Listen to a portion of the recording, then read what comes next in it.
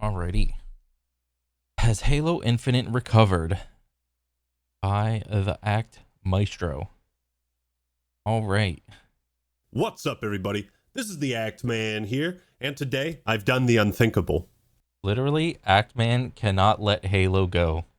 He is so dead set in still trying to love Halo. I played Halo Infinite. Again.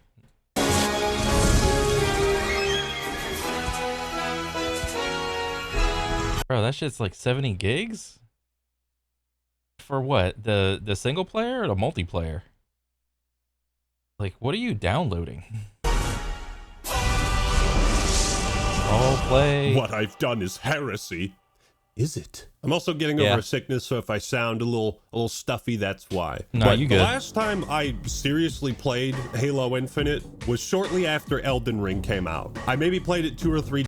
Dang. To go from Elden Ring. Well, here. Going from a Souls-like game to a shooter is like very like palate cleansing. Like it's refreshing.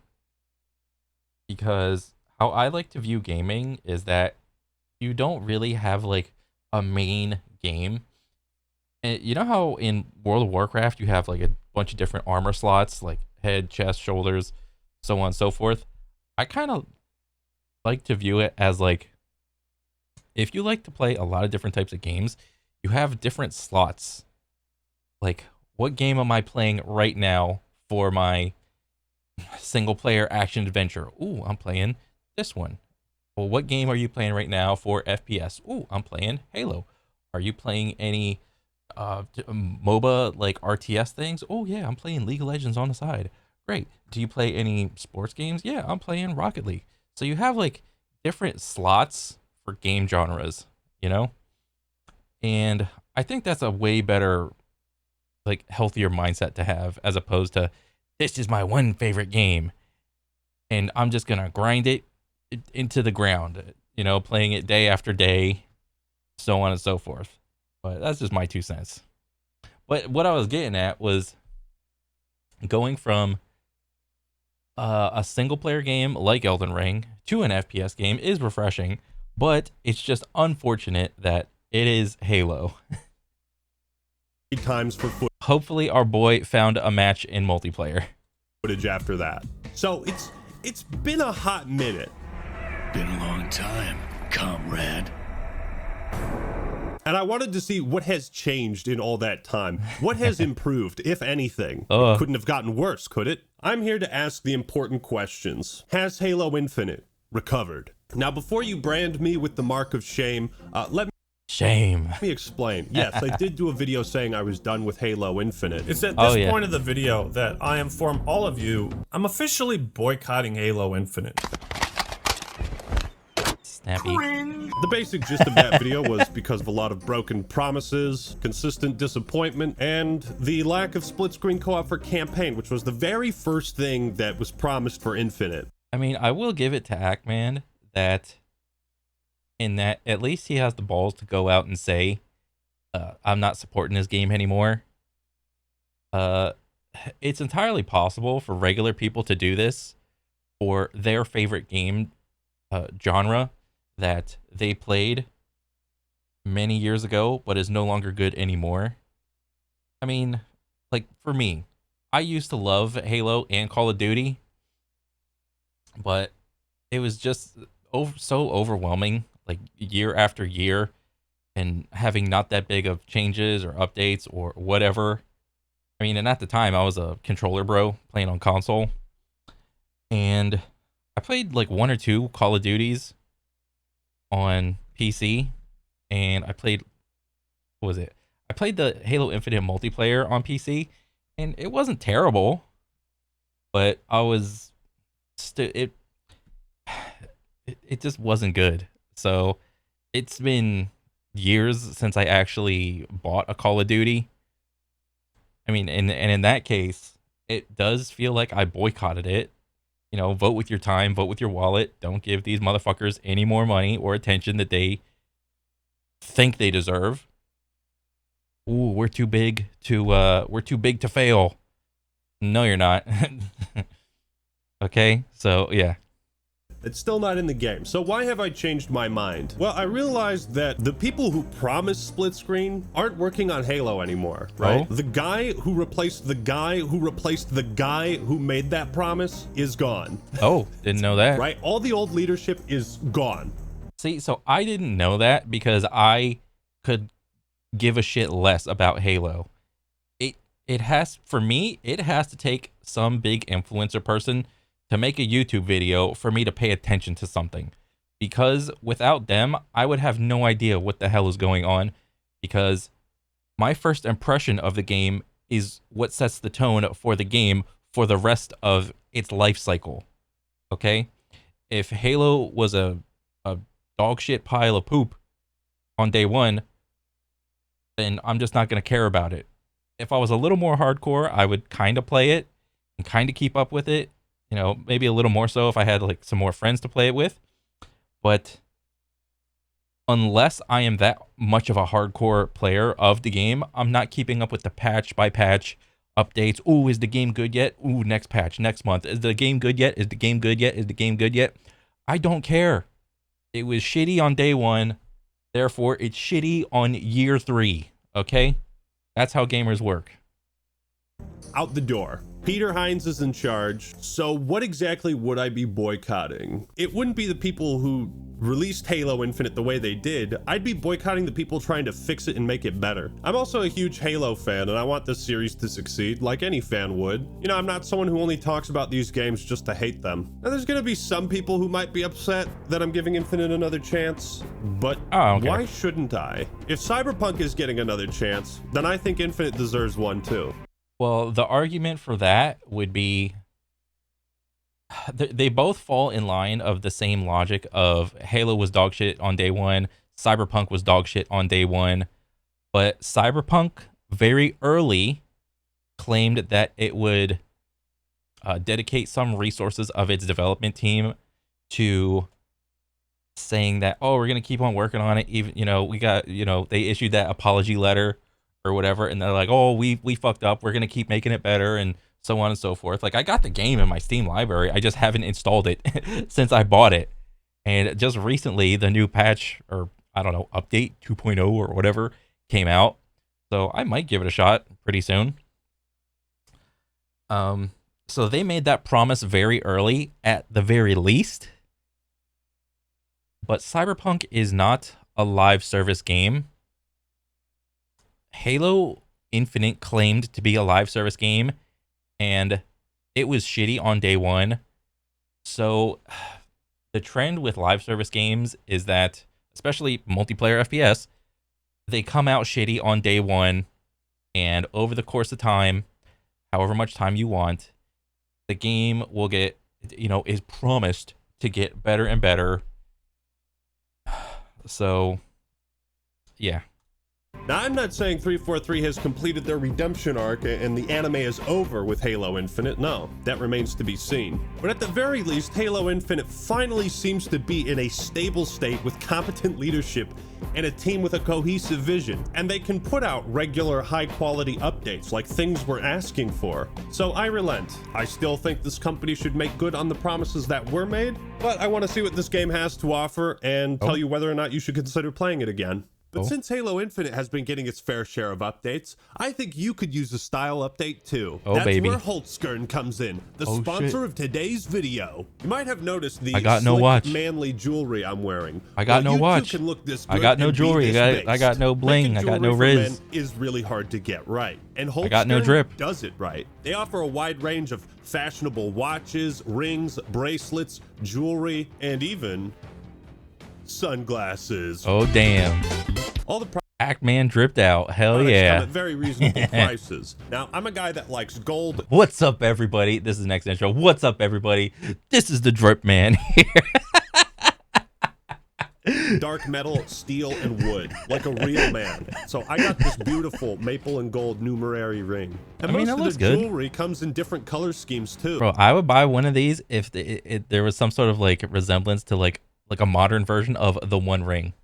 That'd be Look at how fucking sick. gorgeous these are. This German-based company does things efficiently and right. So if you're not totally satisfied with your order, they have a 24-day return policy. So what are you waiting for? It's time to say Auf Wiedersehen to your old style and spruce up your appearance with Holzskern. And if you click the link in the description and pin comment and use code ACTMAN15, I'll give you 15% off your entire order. Thank you, Holzskern, for sponsoring this video. And now for something completely different.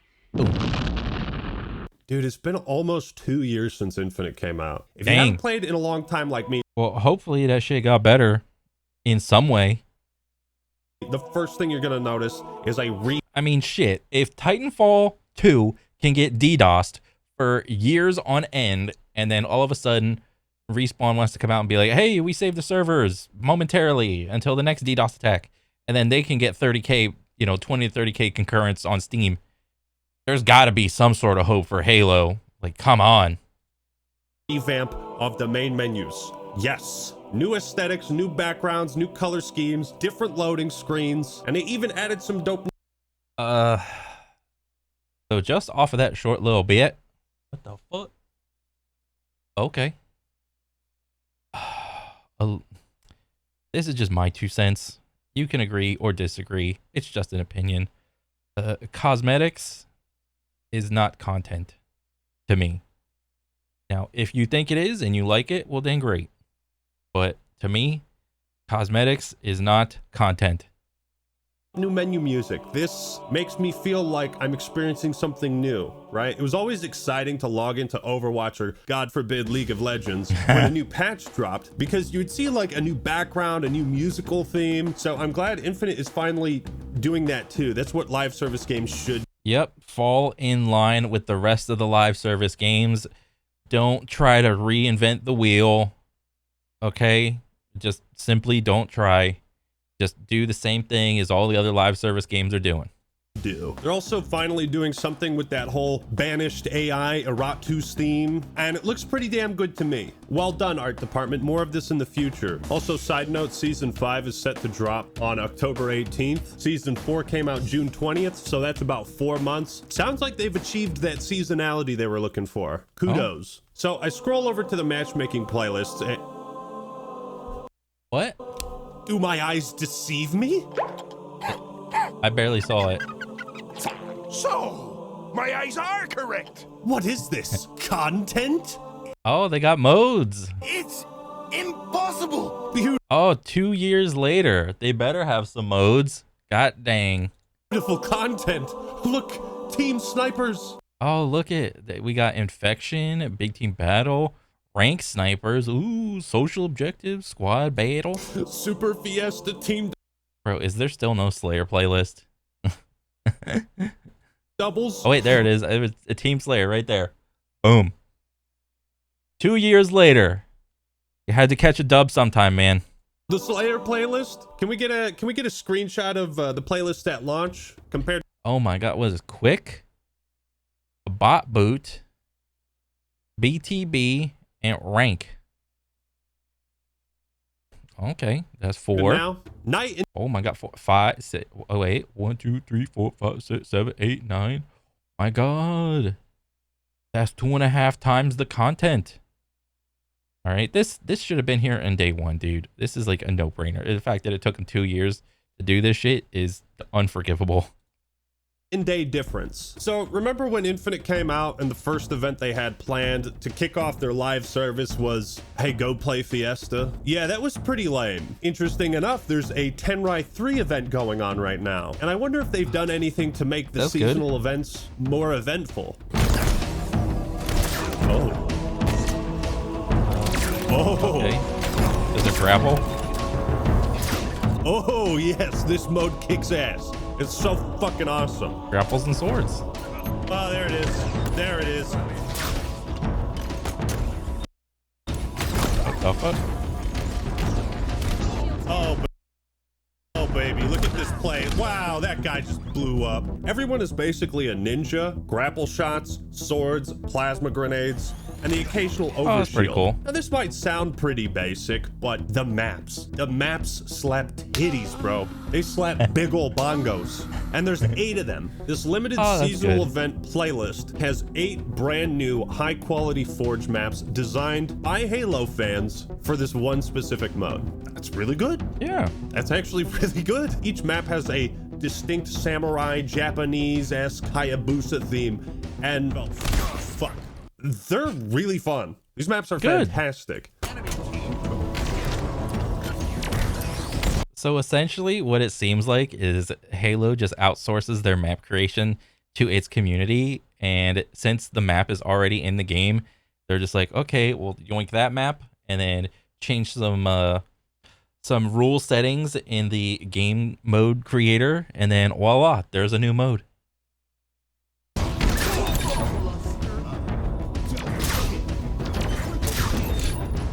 Controlled. Overkill. Bro, I can't get over the fucking cat ears. Like, get this shit out. Extermination. This mode also doesn't just have Slayer in it. It's got strongholds, land grab, and some objective modes, which all play a little bit differently. This is weirdly addicting too. I think it's really fun trying to master the movement with the grapple shot in these very vertical maps. Also, oh boy, with all that grapple movement, with all that grapple movement, you know the low and medium sense roller bros are fuming because they got no movement. All right. However, the minority of high sense roller bros are having a blast. All right. I wonder, I know I saw Ackman playing on roller, so I know that's his input of choice for certain games, but there's just something about M and K. I mean, I know Halo is a roller game. Aim assist is strong in this one, but I would venture to guess if you played that mode on M and K, it would probably feel it would feel different. It would feel freeing, and it would feel, I would say, more fun. But Halo is not an M and K game. It's a roller game through and through, and it is what it is. So yeah. clashing is always epic. Oh, there's actual classes. Here we go. Damn it. Oh. This feeling, I know this feeling. Like I want to keep playing. Look at that stick. Did you save it? Did you save it? He's back in the game. Fuck. Oh. Come on. Ah, okay, so the game roller is movement. like 75 gigabytes, which is a heavy price to pay, but I would honestly recommend installing it just to get a taste of this mode, especially while it's limited. And like, that's the exact feeling that an event in a live service game should give you. Like, you need to play it now. If this mode came out like 2 weeks after launch like this, populations would have just boom. Again, compare regular Fiesta with Ninja Samurai Attack on 8 brand new maps and oh, that's what I thought. I'm impressed. 343, this is really well done. The event pass is kind of lame because they're still recycling tiers for like the same 4 emblems. Yeah, that part does seem a little like, what the fuck is this? Like, I see a fox thing here, the same fox thing, like, and they have the gall to separate shoulder art pieces.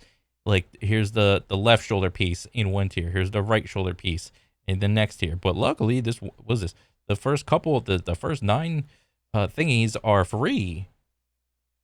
Oh my goodness, you just have to go on here and claim them, it seems like, with all the check marks over here. That seems kind of stupid. But I finished it in like 4 matches, so it's not a big deal. So that was pretty fun. Whoa.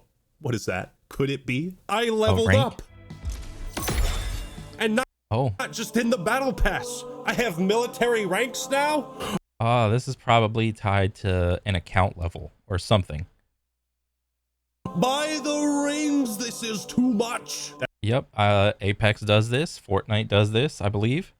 A lot of other live service FPSs just do this, and it's about time. like I don't know if this is like a good thing. It's some form of progression, like an external source of progression outside of, personal skill progression. But I mean, if people like it, people like it, and that's all that really matters. That's right. Halo Infinite has added a progression system. A real one. Now, yes, for many things I compliment in the game, we could sit here with our arms crossed and say, should have been there at launch. Yeah. Well, actually. Yeah, we all know that. We all know that. And I'm glad it's here, because the alternative is it not being here at all.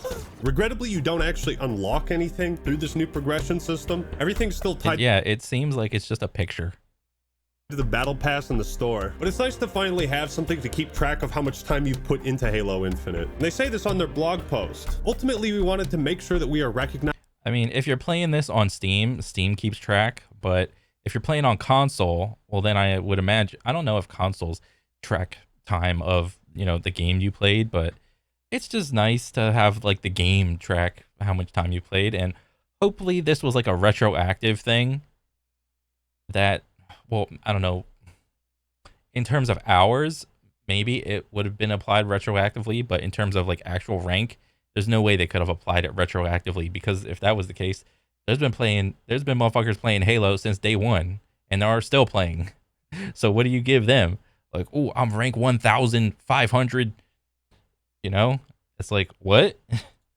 Recognizing the time you invest in Halo Infinite. Ensuring that your career rank shows up and is visible to all, whenever and wherever possible, is key to that celebration. Echoes my same sentiments. I also want to say to whoever decided that battle passes wouldn't expire in later seasons, give that person a medal if they're still around. It's such a fantastic quality of life feature that other games with battle passes really need to adapt. And I say this as someone coming back from a long hiatus. I'm sure there might be other people who try. Back a couple years ago when I was still, or not a couple years, maybe about a year or two ago when I was like into Apex, I bought all the battle passes. I spent a ton of money on cosmetics, regrettably, and I don't play Apex anymore. But it is nice that that little quality of life thing is there, that you can work on your battle pass even when it's done or whatever, or the season is done. You can just select which one to go back and play. Back in the day, I probably would have liked that, but battle passes don't really matter to me anymore. Try the game after not playing it for a while, and you're gonna be thankful for this. Also, remember when all the XP you got was gated behind those dumb fuck challenges that were mandatory to unlock tiers in the battle pass? Long gone are the days of kill 3 wasps with fucking frag grenades. That was a real challenge, by the way. And instead, the challenges are things that you don't even have to look at to complete. What the fuck is a wasp? 343 has, in my opinion, fixed one of the biggest and most consistent problems I had with Halo Infinite. How the progression system used to dictate how you played the game. Go play Infinite however the hell you want. Oddball can't hurt you anymore. You're not forced to play Oddball anymore. You will level up no matter what, and it feels way better. You can also see people's ranks during the match intro, the post-game carnage report, and so in terms of forcing people to play certain game modes, for the casual audience, that's a bad idea, because yes, you are exposing a casual audience to a new game type that they probably would not have investigated themselves. There has to be some sort of incentivization for them to go out and adventure into a new type of game mode. And the challenge system back in the day, I guess, was like a daily, weekly, or monthly thing that, like he said, you have to go play this weird game mode to do a challenge or something. If you don't, like, if you play, like, back in the day, if you played it, like, played Oddball, and you weren't really an Oddball type of player, you played it, like, once or twice or whatever, and you didn't like it, then it felt really shitty. But there was probably some amount of players that, they went and played it a couple times, and they're like, oh, that's not that bad, I'll just keep playing. But I think you should leave the option of that for the challenges, like, leave that option up to the player.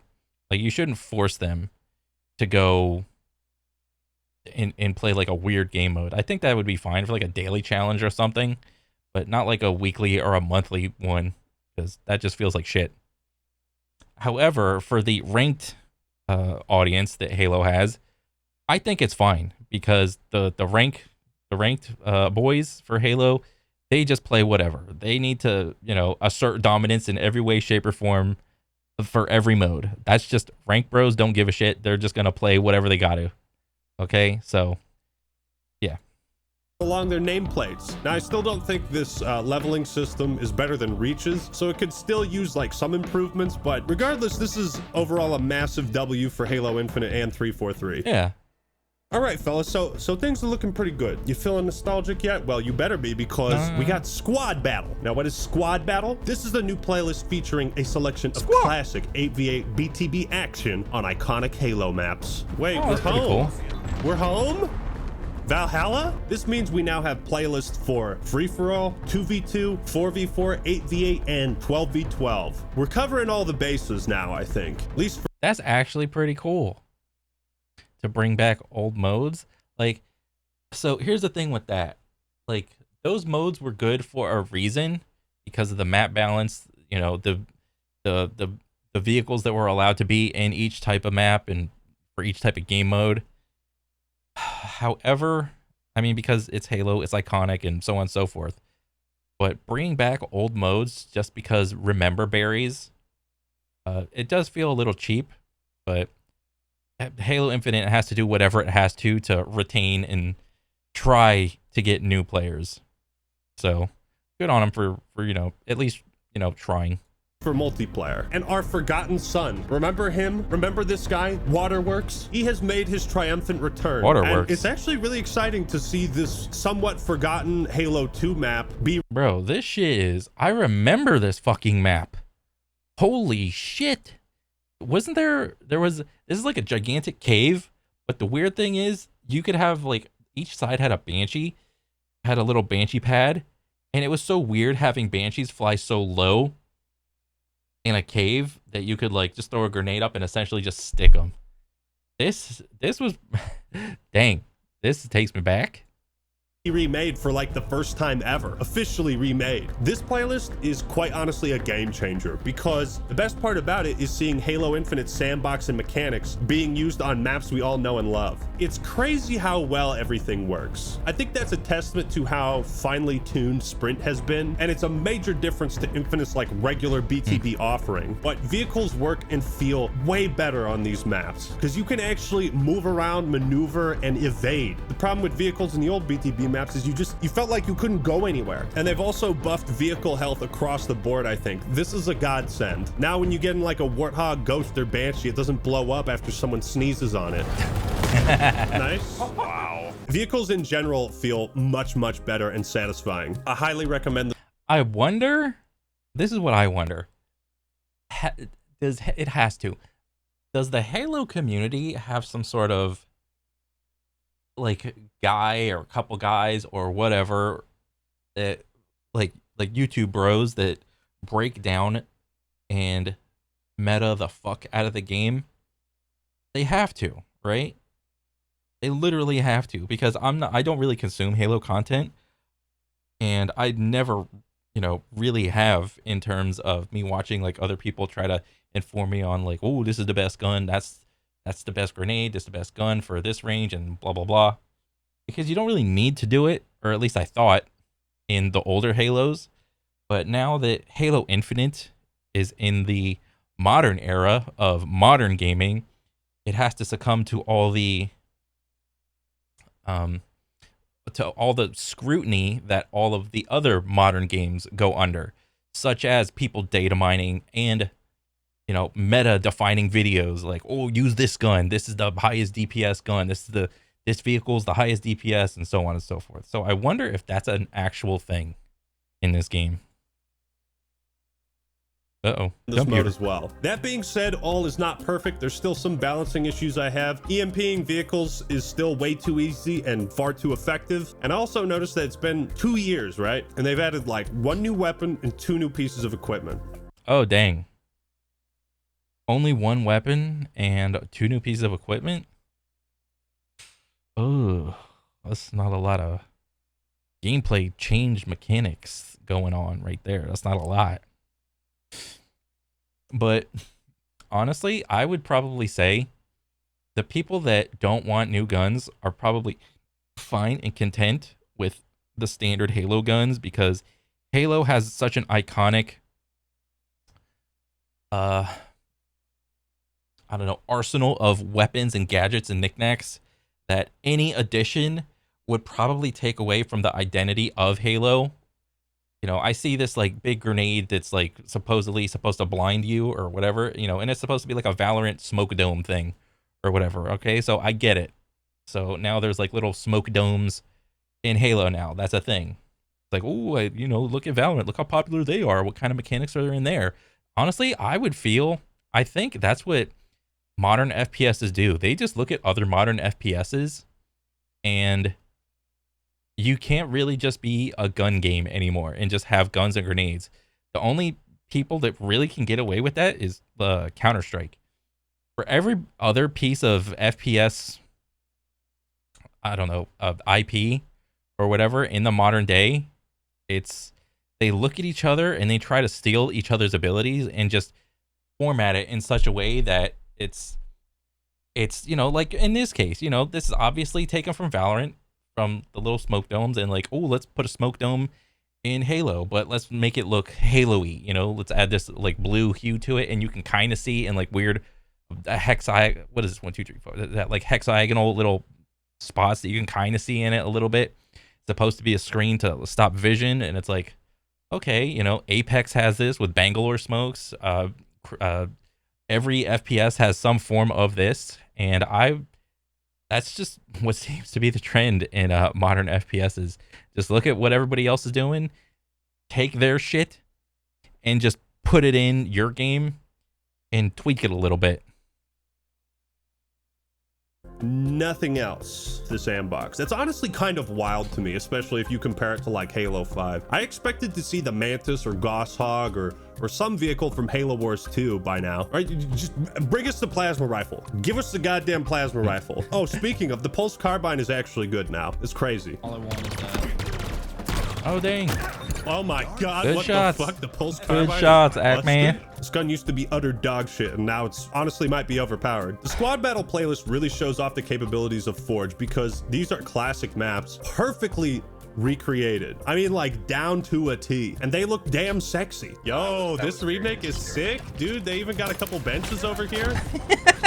Check it out. Hey, what? Wow. Not only did he kill me, but he destroyed my bench too.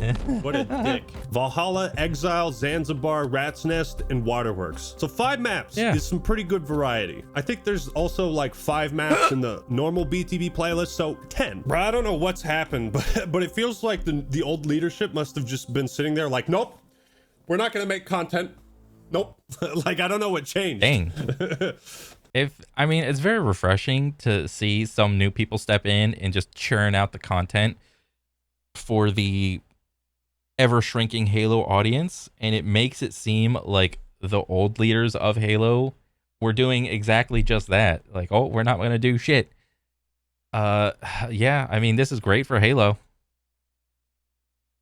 The leadership, that's what act, man. So I also tried out the BTB social playlist, which has all the wacky, experimental, cool modes that you'd see typically in like Action Sack. One of the coolest was Escalation Slayer. It's essentially gun game, but there's 24 people and they're on teams. It's a really cool spin on the gun game formula, but also feels like uniquely Halo. You get weapons and equipment, and then you cycle through tiers until your team reaches the last tier. What? Oh. How did I whiff that? He don't know. He don't know. There we go. There's a cool dynamic, kind of like in gun game, where you have a certain weapon that might have an edge over what your opponent has at that time. So it makes the firefights pretty interesting. They're also testing out reworks to the stockpile mode, you know, the one that would snowball incredibly easily with all the power seeds and stuff. That was fun for a bit, but it became really gimmicky. So I'm glad they're reworking it. Also, they got Super Fiesta, and like Halo 5, it comes with all those wacky, overpowered variant weapons that we saw in the campaign. Oh, Every playlist I've hopped into so far has gotten a booster shot to fight off the content drought infection. Speaking of infection, Infection. it's finally here. Nice. Hell, it's about Cam. This version will probably be somewhat divisive amongst Halo fans, but I think it's a decent and unique take on the staple Halo Zombies mode. All the maps have these like cool red grids that glow and make them feel different. Remember what I said about the main menu? Yeah, when you change visuals like this, it feels new. They also make great use of Forge again by creating a lot of like destructible barriers, cover, like in the olden days of Halo 3 Infection and those maps. It's also nice to have more than just like a shotgun and pistol all the time, and you're encouraged to explore and find weapons, grenades, and equipment. It's quite a bit of fun. There's that's cool. So many maps, modes, and playlists now. It's like the playground is open. I can climb onto monkey bars. The thing with Halo, of course, is that there always could be more, right? Griffball, firefight, invasion. But so far, what I've played has made me want to keep playing. That's always a good sign whenever I'm like writing a video and putting it together, when I'm like, gee, I'd rather be playing the game I'm making a video on rather than make a video on it. Boom, he gets another. There's also this cool like temporary HCS playlist where you can play and potentially win tickets to go to the Halo World Championship Series in Seattle. That's pretty cool. I'm surprised more games don't do stuff like that. Play the game and win tickets to go see professionals play the game live. Of course, there's That's Forge, actually pretty and cool. Obviously, it's a powerhouse. I know I'm never. Bro, was that Super Mario, like Super Mario Kart in Halo on Rainbow Road? That was fucking cool. Gonna be able to use it properly because my brain very small. But the weirdest thing about Halo Infinite is it came Is this motherfucking Minecraft in Halo? out with Forge and a custom browser, but there's not many games being hosted on it right now. Honestly, ever since custom games were broken at release, it left a bad taste in my mouth, and I just didn't really feel compelled to try them out. I imagine they're fixed now, but maybe I'll check them out on a stream sometime. Go follow me on Twitch. I'll start streaming when I get back from vacation. It is somewhat sad that a lot of people have checked out of Halo. I mean, I'm no exception. There's a good reason why they have, but there's clearly been a lot of time and effort put into these latest updates, to the point where I think it's a good time to start dipping your toes back in to see if you enjoy the feel of the water. There are some. Oh, that's actually a pretty good idea. I might just go play Halo. If there was just such an overhaul with the game or whatever. Oh, I think that's pretty cool. Aspects of the game that could still be improved. I find it baffling that there are hundreds, if not thousands, of cosmetics for Spark. Yeah, I mean, you know my opinion. Just fucking ignore all this shit. Like, what is this? This looks like a fucking like Halo druid. This dude, like, what is this? He has like a fucking cup on his head or something. Like, what? For $14, for $16, for $34, you get both of them. Like, bro, fuck off with all this shit. Spartan's armor and all the UNSC weapons and vehicles, and not one for any of the banished stuff. Just from a business perspective, Oh, here we go. You got the $500 or 500 coin for the $5, $1,000 for the 10 coin. Ooh, the $20 get you plus 200. The $50 it gets you plus 600, and then $100 gets you 1,500. Or wait, no, plus 1,500. God dang, they really want you to spend. Is this bold line? Does this mean that like this is what you have selected right here? Hopefully. And it's like, this is the best seller. Oh, this is a fucking lie. Where's the timer? Where, like, up here where it says limited time offer, and there's just a continuous timer that's like, oh, buy these now before we sell out. Okay. I feel like 343 is still only monetizing like half of the game. I don't know what the deal is, but the same thing also applies to playable elites, which again would be cool. If you give us elites, you can monetize elite skins too. Yeah. I'm talking from business perspective, guys. Also, the armor. Yeah, make some fucking good ass elite skins. Core system is still pretty dog water. I'm not sure they'll ever make everything cross core. I also saw this awesome clip from Hyper. Well, come on, you can't fucking Armored Core 6 is a majority single player game with a little bit of PvP like sprinkled in on the side, and you have like infinite customization with that game, with the colors and the decal system and the layers, who does a lot and all that shit. So you're comparing a live service game to like a one-time single player experience type thing. Okay, you can't fucking how do you expect Halo to make money if not off of skins for the live service aspect of it? Okay. a lot of dope reload animations. He's worked on Call of Duty and I think Titanfall as well. This animation is just goddamn. Oh shit. Damn, that's a good ass animation.